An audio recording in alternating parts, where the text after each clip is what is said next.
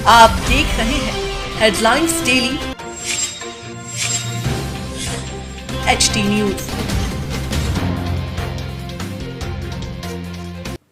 Institute of company secretary of India ने इंदौर में company सचिवों के 48वें राष्ट्रीय अधिवेशन के तीसरे दिन वित्त और कॉर्पोरेट मामलों के राज्य मंत्री श्री अनुराग सिंह ठाकुर को मुख्य अतिथि माननीय अध्यक्ष लोकसभा श्री ओम बिरला की वर्चुअल उपस्थिति में मानद CS डिग्री से सम्मानित किया।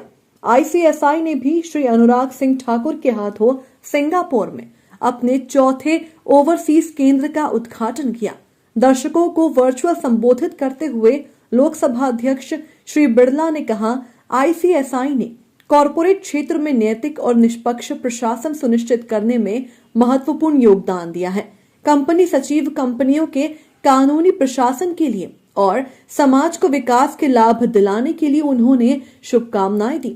साथ ही उन्होंने कहा कि कंपनियों के संचालन में CS का दायित्व है कि कंपनियों का संचालन विधि सम्मत हो, उनकी वृद्धि का लाभ सभी तक पहुंचे। इसमें ICSI का महत्वपूर्ण रोल है। सत्यम वद धर्मम चर के आदर्श पर चलते हुए गवर्नेंस को मजबूत करने में CS मनोयोग से काम करते हैं। CS गुड गवर्नेंस की बेस्ट प्रैक्टिस डेवलप करे जिसका पालन सभी में हो। विकेंद्रीकरण के तहत पंचायतों और निगम संगठनों को ज्यादा अधिकार दिए जा रहे हैं। ICSI द्वारा विकसित कोड इनके लिए महत्वपूर्ण सिद्ध हो सकता है। मानद उपाधि से सम्मानित किए जाने से प्रश्न श्री अनुराग सिंह ठाकुर ने कहा, इस प्रसिद्ध संस्थान की सदस्यता प्राप्त करना और सदस्यता सूची में शामिल होना मेरा परम सम्मान है, जिसमें स्वर्गीय श्री अरुण जेटली जी ने भी प्राप्त किया था। वह मेरे लिए एक विचारक थे, कई मायनों में एक दूरदर्शी थे और एक ऐसी आवाज थे जिसको आवाज को पार्टी लाइनों में सराहा गया था। श्री ठाकुर ने कहा कि जब विश्व वर्ष 2020 को याद करेगा तो वे इसे महामारी वर्ष के रूप में याद करेंगे, लेकिन इंडिया इंक इसे ऐतिहासिक सुधारों, तकनीकी परिवर्तनों और सरकार की नीति में एक वर्ष के अवसर के रूप में वापस देखेगा। अधिवेशन का अंतिम तकनीकी सत्र आत्मनिर्भर भारत के निर्माण में संसदीय अनुशासन पर था, जिसमें प्रख्यात सांसदों की उपस्थिति रही, जिन्होंने इस बात की वकालत की कि गवर्नेंस से अनुशासनात्मक चीजों को कैसे नियंत्रित किया जा सकता है, जहां राज्य द्वारा समाज और समाज द्वारा राज्य अनुशासित रहे। 48वें राष्ट्रीय सम्मेलन का समापन स्वामी विष्णु पराचार्य जी द्वारा एक विशेष प्रेरक संबोधन के साथ हुआ। दुनिया भर से 4000 से अधिक सदस्यों द्वारा इसमें भाग लिया गया। इस अवसर पर ICSI के राष्ट्रीय अध्यक्ष CS आशीष गर्ग ने कहा, कंपनी सचिवों का राष्ट्रीय अधिवेशन एक वार्षिक आयोजन है जो हमारी सचिवों के रूप में हमें दी गई हमारी भूमिकाओं और जिम्मेदारियों के पुनर्मिलन को चिन्हित करता है। यह सम्मेलन न केवल संस्थान के कैलेंडर में एक पहचान बन गया है, बल्कि राष्ट्र भर के पेशेवरों द्वारा भी देखा जा रहा है। कार्यक्रम में इंदौर के वेंकटेश मंदिर के अधिष्ठाता स्वामी विष्णु प्रपन्नाचार्य जी भी मुख्य रूप से उपस्थित हुए। ICSI के उपाध्यक्ष CS नागेंद्र D राव, केंद्रीय परिषद सदस्य और 48वें राष्ट्रीय अधिवेशन के अध्यक्ष CSP नरसिम्हन, कार्यक्रम समन्वयक एवं पश्चिम भारतीय क्षेत्रीय परिषद के अध्यक्ष CS Rahul P Sahasrabuddhe, programme facilitator Indore chapter के चेयरमैन CS अमरीश कुमार चौरसिया एवं भोपाल चैप्टर के चेयरमैन CS प्रणय पटेल एवं ICSI के सचिव CS आशीष मोहन भी इसमें उपस्थित रहे। MSP की खरीद भी बढ़ाई, MSP के दाम भी बढ़ाए। ये लोग जो आज कहते हैं कि मोदी सरकार MSP बंद कर देगी, मिनिमम सपोर्ट प्राइस बंद कर देगी, न्यूनतम समर्थन मूल्य बंद कर देगी। हम न्यूनतम समर्थन मूल्य अगर हमने बंद ही करना होता तो 3 कृषि बिल पास करने के बाद हमने 3 दिन के अंदर न्यूनतम समर्थन मूल्य में वृद्धि की। मध्य प्रदेश से ही कृषि मंत्री आते हैं, खुद किसान हैं, और मैं तो यह कहना चाहता हूं जो 2014 में कीमत मिलती थी गेहूं की और धान की, उसमें 43% इजाफा किया है हमने पिछले 6 वर्षों में। दलहन तिलहन में 65 से 70% इजाफा किया है। दालें हिंदुस्तान में इंपोर्ट होती थी, आज देश का किसान पैदा करता है। खेती बाड़ी योग्य जमीन ज्यादा हुई है, सिंचाई वाली जमीन ज्यादा हुई है, रिकॉर्ड आउटपुट हुई है और खरीद भी देखी जाए तो गेहूं की 73% बढ़ी और धान की एमएसपी में खरीद 114% बढ़ी, यानी कि दुगनी से ज्यादा हुई। हमने खरीद भी ज्यादा की, मूल्य भी ज्यादा दिया, साथ ही साथ कृषि कानून में बदलाव लाकर देश के किसान को यह ताकत दी है कि देश के किसी व्यक्ति को किसी दाम पर किसी भी स्थान पर वो अपनी मर्जी से अपनी फसल बेच सकता है। ये आजादी पहले नहीं थी, ये मोदी सरकार ने देने का काम किया। स्वामीनाथन कमेटी की रिपोर्ट थी, कांग्रेस ने नहीं लागू किया, हमने आकर लागत प्लस 50% मुनाफा, ये हमारी सरकार ने लागू किया। पीएम किसान योजना लेकर आए, किसान के खाते में 6,000 रुपया साल का हम डालते हैं। मैं खुली चुनौती देता हूं किसी राजनीतिक दल को, अगर किसी पार्टी ने कभी किसान के खाते में इतना पैसा डाला हो, हम एक साल में 12 करोड़ किसानों के खाते में 6-6 हजार रुपया डालते हैं। छोटे और मझले किसान को, सीमांत किसान के खाते में ये पैसा, स्मॉल एंड मार्जिनल फार्मर्स के खाते में मोदी सरकार डालती है ताकि उसकी मदद हो। प्रधानमंत्री फसल बीमा योजना में अगर 14,000 करोड़ रुपया प्रीमियम किसानों ने दिया तो 70,000 करोड़ का मुआवजा उनको मिला। ये आंकड़े देश के सामने आने चाहिए। मीडिया का एक वर्ग दिखाता है कि किसान बैठे हैं, लेकिन वो 90-95% से ज्यादा किसानों को दिखाइए जो इस बिलों से खुश हैं।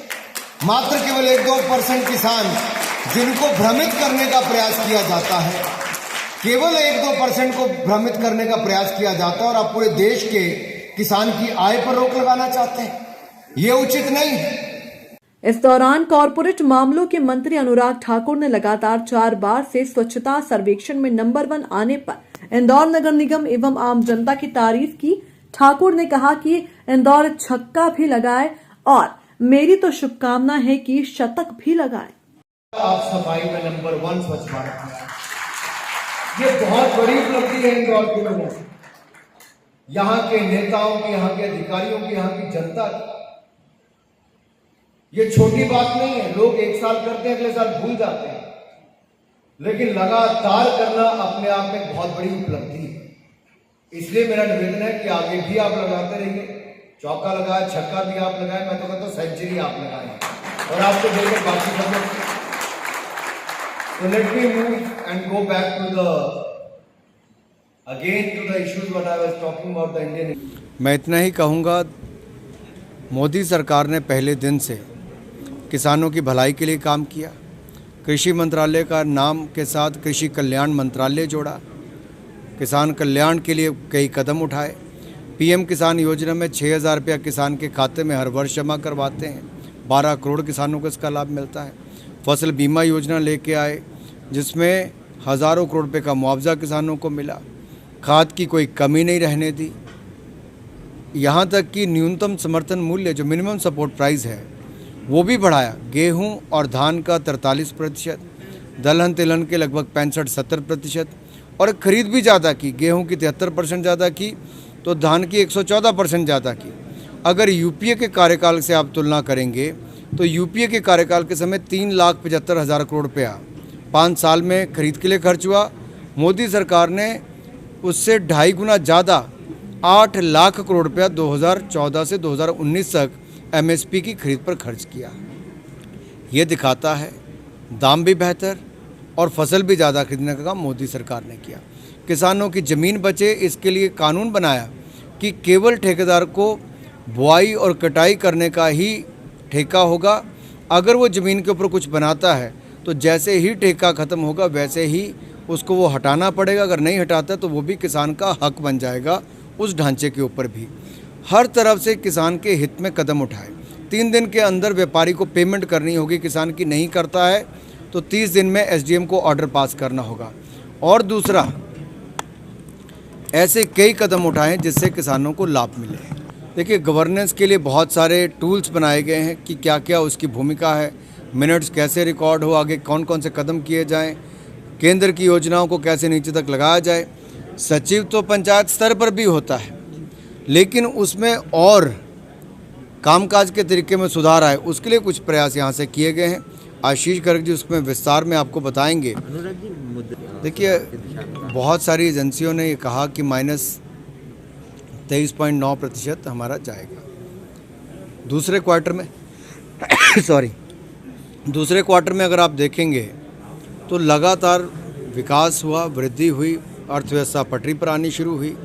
और ये जो कदम मोदी सरकार ने आपदा के समय उठाए, 3 लाख करोड़ के लगभग व्यापारियों के लिए, जो मध्यम सूक्ष्म लघु कुटीर उद्योग के व्यापारी हैं, उनको बगैर किसी गारंटी के, बगैर किसी कोलेट्रल के वो पैसा देने का काम बैंकों ने किया। 6 महीने तक का उनको मॉरेटोरियम पीरियड दिया और अनेकों कदम ऐसे उठाए जिसके कारण व्यापारी को वापस सर्वाइव करने का भी, रिवाइव करने का भी दोनों अवसर मिले।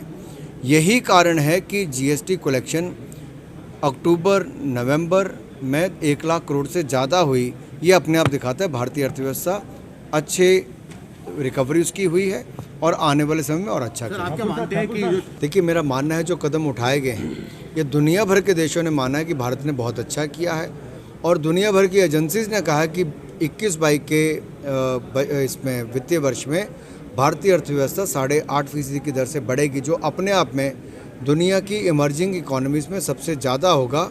तो ये अपने आप में अच्छी बात है। हमारा जो 48वां राष्ट्रीय अधिवेशन इंदौर में चल रहा है, आज उसका तीसरा और अंतिम दिन है। बहुत ही खुशी के साथ मैं आप सबको बताना चाहता हूं कि आज के जो हमारा स्पेशल सेशन था, जो हमारी थीम है governance from grass root to global, उसमें लोकसभा स्पीकर श्री ओम बिरला जी हमारे साथ वर्चुअल जुड़े थे। कुछ कारणवश वो फिजिकली नहीं आ पाए, जबकि उनका आना तय था। पर हमारे अपने कंपनी मामलों के मंत्रालय वित्त मंत्री श्री अनुराग ठाकुर जी हमारे साथ थे यहाँ पर, और इकोनॉमी रिवाइवल के ऊपर और किस तरीके से देश प्रगति कर रहा है इसके ऊपर बहुत सारी बातें उन्होंने कही। आज एक और प्रसन्नता की बात है पूरे आईसीएसआई परिवार के लिए, पूरे 65,000 मेंबर्स और 3 लाख विद्यार्थियों के लिए, कि आज हमने हमारे मंत्री जी को, अपने श्री अनुराग ठाकुर जी को कंपनी सेक्रेटरी संस्थान की मानद उपाधि प्रदान की है। सर, पंचायत सचिव को लेकर भी यहाँ पर बात हुई थी, तो कंपनी सेक्रेटरी किस तरह से इस काम को पूरा करवाएंगे, पंचायत सचिव को किस तरह से ट्रेन करेंगे? हम लोगों ने यहाँ पर एक कोड रिलीज़ किया है, पंचायत गवर्नेंस कोड। ये कोड हम 2017 में लेकर आए थे, पर इसका 12 भाषाओं में अनुवाद आज हमने रिलीज़ किया है माननीय मंत्री जी के हाथों। हमारा जो उद्देश्य है वो ये है कि कंपनियों में कॉर्पोरेट गवर्नेंस कोड होता है, किस तरीके से मीटिंग करनी है, एजेंडा कितने दिन पहले करना है, मिनट्स कौन साइन करेगा, सारी चीज़ों का विवरण उसमें होता है। पर पंचायतों के लिए हर पंचायत के अपने अलग अलग कानून हैं। केरल में अलग है, गुजरात में अलग है, एमपी में अलग है, हिमाचल में अलग है। तो हम लोग एक स्टैंडर्ड कोड लेकर आए हैं कि सारी पंचायतें यदि उस स्टैंडर्ड कोड को फॉलो करें। अभी ये वॉलेंट्री है, अभी मैंडेटरी नहीं है। हमने सरकार से अनुरोध किया है कि इसको मैंडेटरी कोड बनाए, उसके लिए हम हमारे प्रयास भी करेंगे। पर इस कोड के थ्रू कितने दिन में मीटिंग हो, उन सबका एक स्टैंडर्डाइजेशन है और पंचायतों को स्ट्रेंथन करने में, पंचायतों के गवर्नेंस को स्ट्रेंथन करने में ये कोड महत्वपूर्ण भूमिका निभाएगा। और इसमें हमारे कंपनी सेक्रेटरी स्पेशली जो टायर 2 टायर 3 सिटीज़ में हैं वो बहुत ही महत्वपूर्ण भूमिका निभाएंगे।